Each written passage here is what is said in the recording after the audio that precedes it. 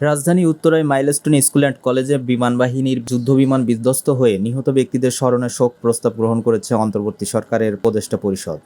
এ ঘটনায় স্কুলের নিহত ২ জন শিক্ষককে রাষ্ট্রীয় সম্মাননা দেওয়ার সিদ্ধান্ত হয়েছে।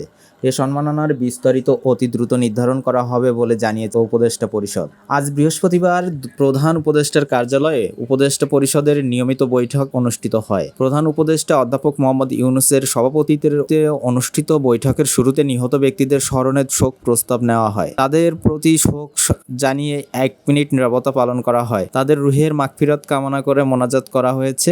নিহত ব্যক্তিদের মাগফিরাত কামনা করে ও আহত ব্যক্তিদের সুস্থতা কামনা করে আগামীকাল শুক্রবার ধর্মীয় প্রতিষ্ঠানে বিশেষ প্রার্থনার সিদ্ধান্ত হয়েছে। ধর্ম মন্ত্রণালয় এ বিষয়ে প্রয়োজনীয় সমন্বয় করবে। প্রধান উপদেষ্টার প্রেস উইং জানিয়েছে, মর্মান্তিক এ দুর্ঘটনায় নিহত ব্যক্তিদের পরিবার এবং আহত ব্যক্তিদের চিকিৎসা সেবায় সরকারের পক্ষ থেকে প্রয়োজনীয় সব ধরনের সহায়তা দেওয়ার সিদ্ধান্ত গৃহীত হয়েছে। এ লক্ষ্যে শিক্ষা মন্ত্রণালয় স্কুল কর্তৃপক্ষের সঙ্গে আলোচনা করে পরবর্তী পদক্ষেপ নির্ধারণ করবে। গত সোমবার রাজধানীর উত্তরায় দিয়াবাড়ি এলাকায় মাইলস্টোন স্কুল অ্যান্ড কলেজে যুদ্ধবিমান বিধ্বস্ত হয়ে এ পর্যন্ত ৩২ জন নিহত হয়েছে। নিহত ব্যক্তিদের মধ্যে মাইলস্টোন স্কুল অ্যান্ড কলেজের ২ জন শিক্ষক হলেন মাহরিন চৌধুরী এবং মাসুকা বেগম।